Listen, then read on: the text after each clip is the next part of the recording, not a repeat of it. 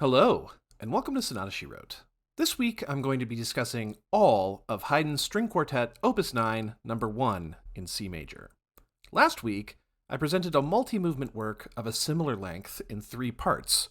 This time I'm going to present everything together in one video.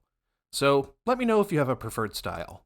Haydn's Opus 9 quartets were composed between 1768 and 1771, which were his early years at the Esterhazy estate. Luigi Tommasini, who was a violin soloist of great skill, played first violin, and Haydn played second. What you may not know about Haydn's early years at the Esterhazy estate is that he was under an extremely demanding contract of service, not only composing religious music, chamber music for the baritone, a kind of tenor string instrument which the prince played. Haydn once received a written reprimand for not writing enough baritone music, and also regular orchestral music for weekly concerts.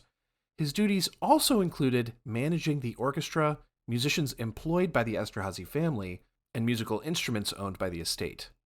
This means he had a simultaneous logistical job, which nowadays is mostly run by entire offices, along with the responsibility of composing hours of music each week. Haydn was also under a contractual exclusivity agreement. He could not sell his music outside of the Esterhazy's estate for publishing or for any other purpose. That means that the Opus 9 quartets, unlike Opus 33 and later series of quartets, was never intended to be published as a set. It initially circulated in manuscript form before finding its way to a German publication house. Copyright laws were not really a thing yet. The first movement's themes are dominated by this opening ascending perfect fourth. You can see, even after the primary theme reaches this fairly weak cadence, the transition also includes perfect fourths.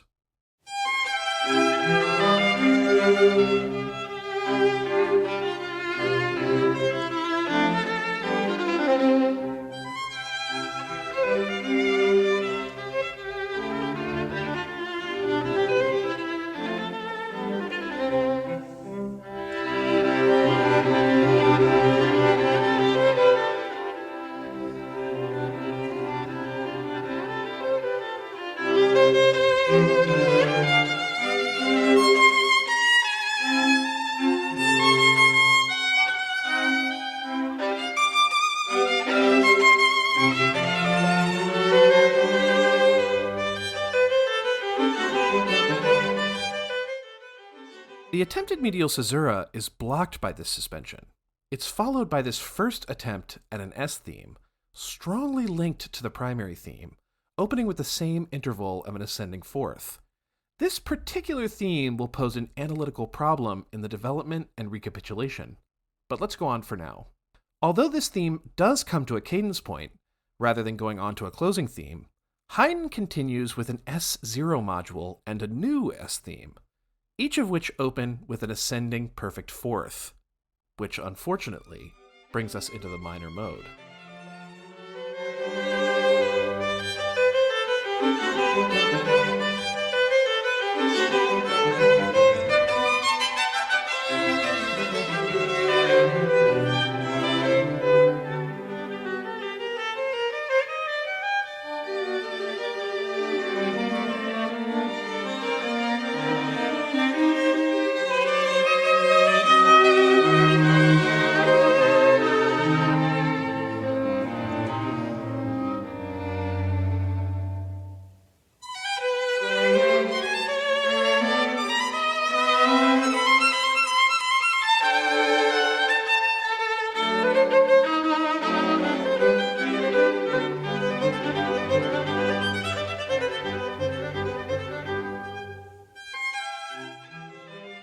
Although, as you can see, Haydn does come to structural cadence in the final bars, the journey there is a little convoluted.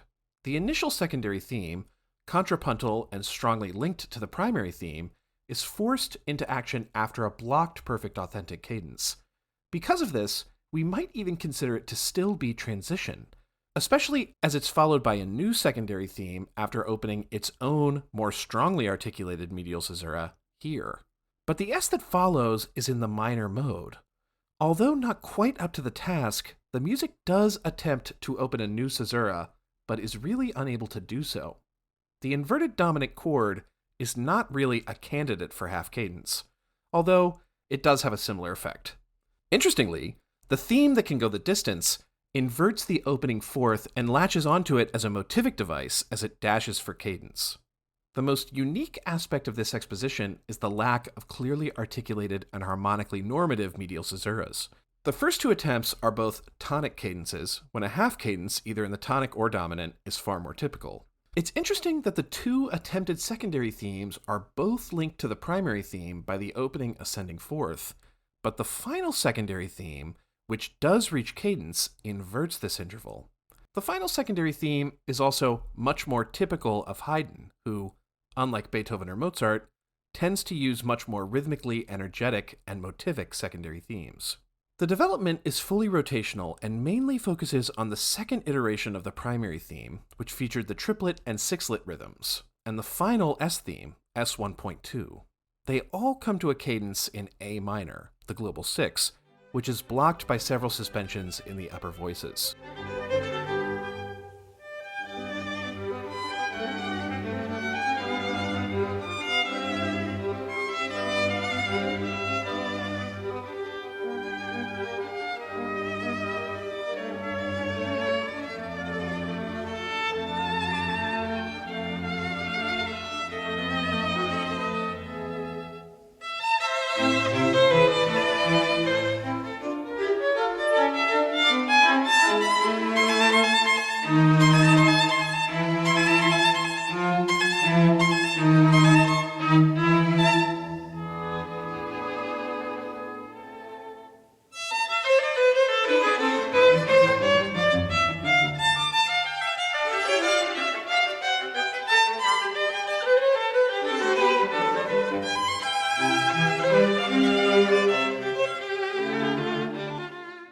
The end of the development is where things get dicey.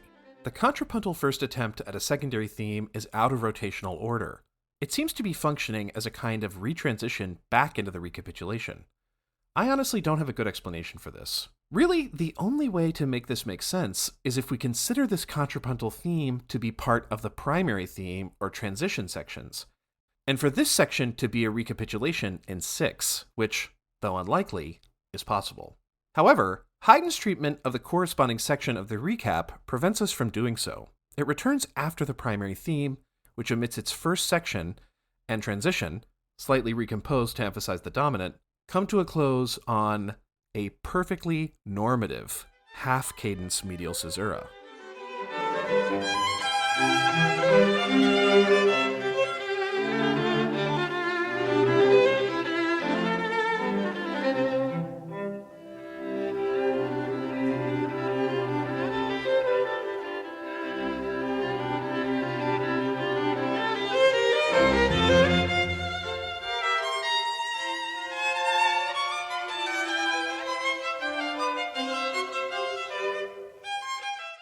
Whereas in the exposition, this point was a deformationally blocked attempt at an IAC, this medial caesura is the far more common half cadence, and what's more, Haydn even gives actual silence, which was also missing in the exposition. This leaves little doubt that Haydn intended this theme as an actual secondary theme, and as such, it's the troublemaker of this whole movement. Its imitation of the primary theme, a kind of mockery that once again leads us into the minor mode, before the inverted fourth theme brings us into an essential secondary closure.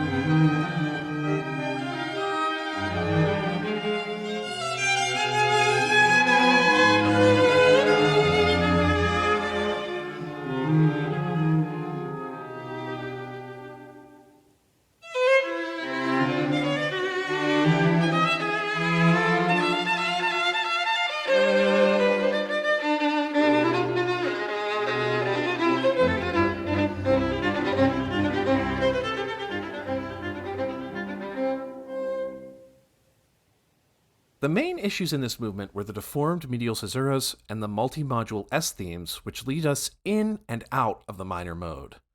The next movement is a minuet and trio. They are almost universally in the same tonic as the first movement, but not necessarily the same mode. Literally all of Haydn's string quartets contain a minuet, which he sometimes calls a scherzo. That's right. 'Twas Haydn who crafted the scherzo. Even then, as with Beethoven or Schubert, the scherzos have the same layout and meter as a typical minuet and trio. These movements are usually comprised of an initial minuet, which is typically in rounded binary form, sometimes with a brief addendum codetta, and a trio, usually smaller, and sometimes a little more developmental or focused on a single motif than the initial minuet had been. Even before the minuet starts, however, the tempo marking is an unusual feature. Most minuets, certainly at the time, didn't have tempo markings. A minuet was a dance, and one which had a regular tempo that people would have known. One which emphasizes beat 3 moving to beat 1, and is therefore not usually meant to be played in 1 as a waltz is. This allegretto marking pushes the performers to be a little brisker than normal, so if we have a feeling in 1, that's fine with me, and I think it serves Haydn's music well. In their book on Haydn's string quartets, Margaret and Floyd Graves write of the first reprise, which is this first repeated section. Within the first reprise, the minuet's pitch range is seldom more than moderately wide.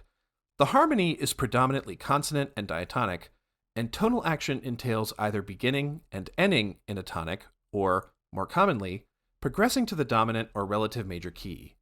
Most often, this first segment spans 8, 10, or 12 measures, with 4-measure phrases, sometimes elongated by 2-measure extensions being the norm. Here, we have a 12-bar phrase, this modulatory phrase extension serving to move us into the dominant key before the repeat. Notice that the extension somewhat obscures the typical 3-to-1 rhythmic gesture by tying the pickup together with the first beat.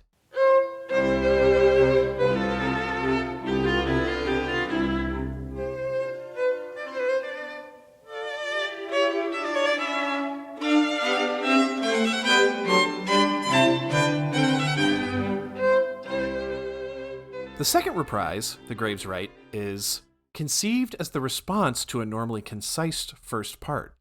It unfolds through such processes as motivic development, rhythmic and melodic alteration or contrast, and harmonic excursion, sometimes incorporating an emphasized apex of pitch, dynamic, or harmonic intensity before a return to stability.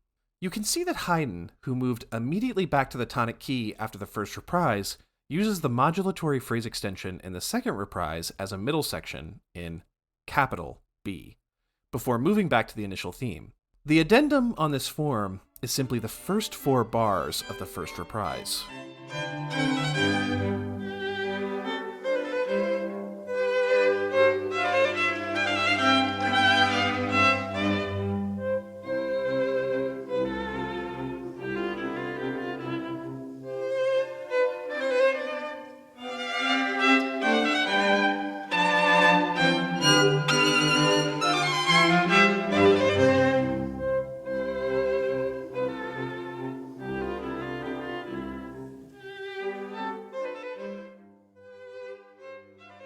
The following trio, however, is a bit more dramatic.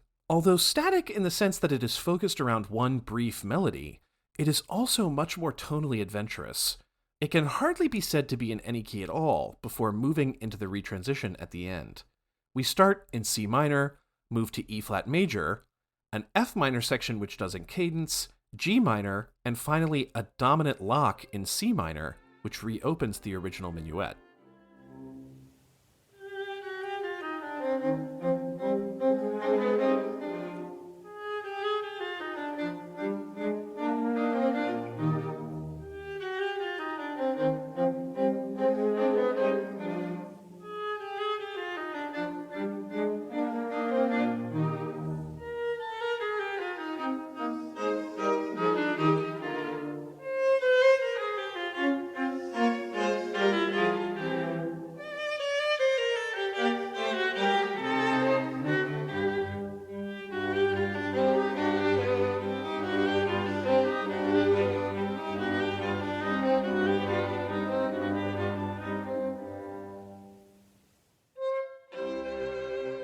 In terms of the entire work, this trio section somewhat echoes the first movement's form.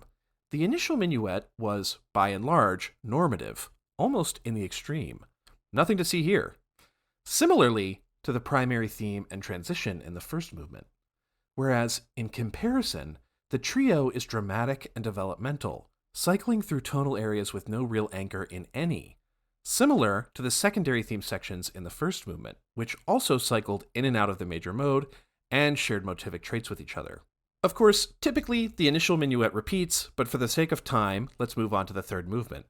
Don't forget, you can find a video which is only the recording and my analyze score on my channel, which, by the way, you should also subscribe to if you haven't already. Just go ahead and smash that button. The third movement shows Haydn's unique treatment of the music, due to the skill of the violinist Luigi Tomasini. The movement is somewhat in dialogue with the concerto form, and not just because of the dominant role of the first violin. Again, as in the first movement, the primary theme and transition, which is simply a restatement of the primary theme in the second violin, while the first takes an obbligato theme over it, comes to a half cadence in the dominant C major. Quickly, however, the music comes to a small crisis. After the secondary theme begins, the music comes to a deceptive cadence which leaves the group silent, unsure how to proceed.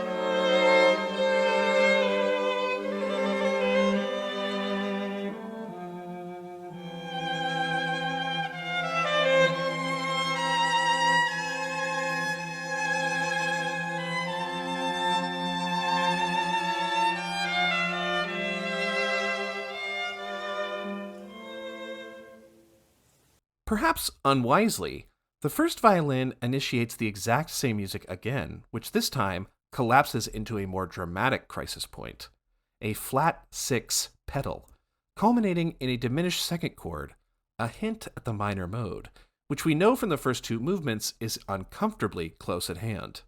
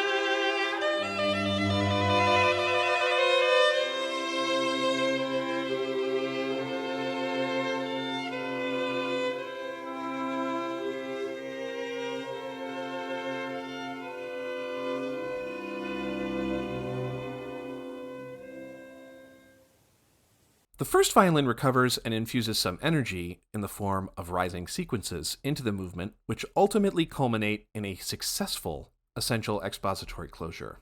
The development somberly cycles its way through the minor mode, initiated by the same gesture which failed to reach cadence in the secondary theme of the exposition, which is also the opening gesture of the primary theme. When Haydn brings us back to the recap, both the primary theme and transition themes are shortened and slightly recomposed.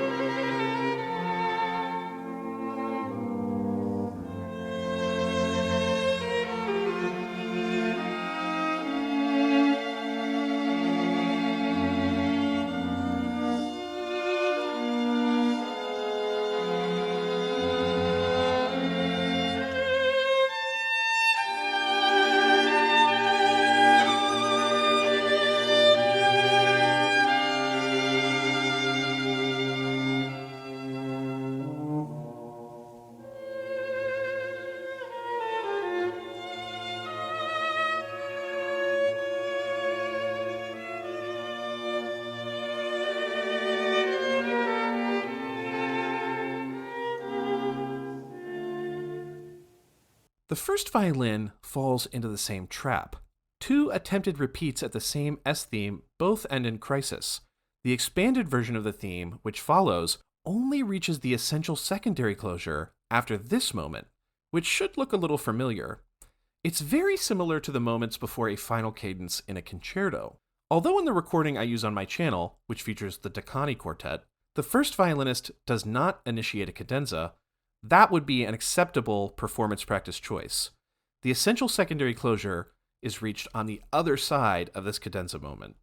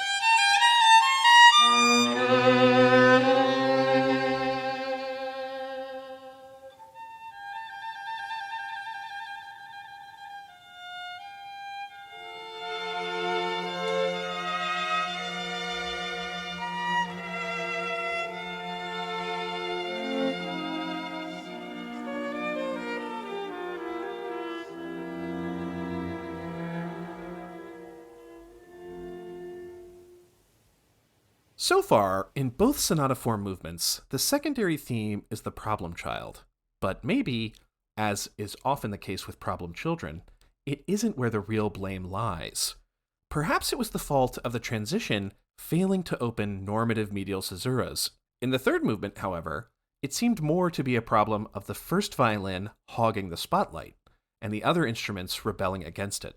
The fourth movement, also in sonata form, is an entirely different animal.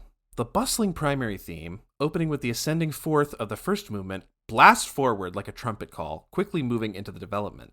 But this movement has no medial caesuras. They're causing all the trouble anyway. Why not simply omit them?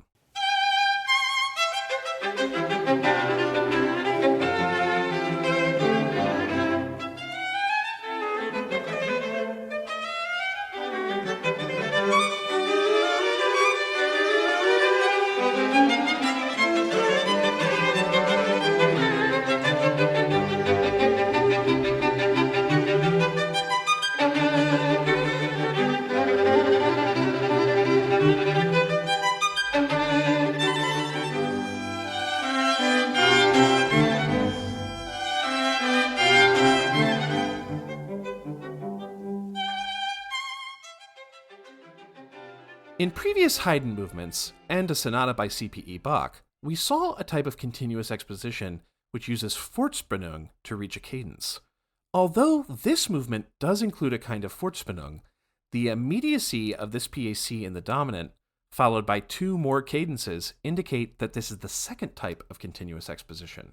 The initial cadence is followed by two variations of the approach, culminating in this essential expository closure and the energetic closing theme. The small cadential repeat which follows is a particular laugh factory. It sounds a bit like there were some leftovers from the closing theme's cadence, and no one wanted to let them go to waste. This development sounds, to me, like an early example of Haydn's Sturm und Drang period. Note the sequences and syncopated rhythms in the accompaniment, which all occur without any real tonality being established. After working through these various feelings, the recap has essentially the same layout as the exposition.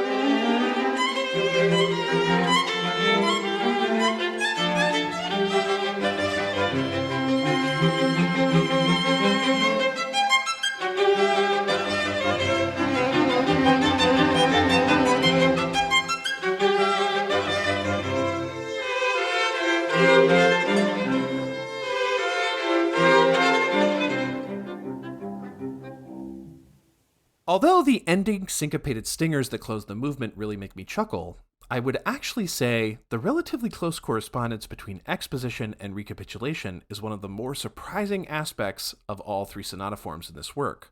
It would be much more typically Haydn to vary the recapitulation much farther from the normative layout set down by the exposition. We also have to remember that this is quite early in Haydn's career. He was likely still developing his own personal voice.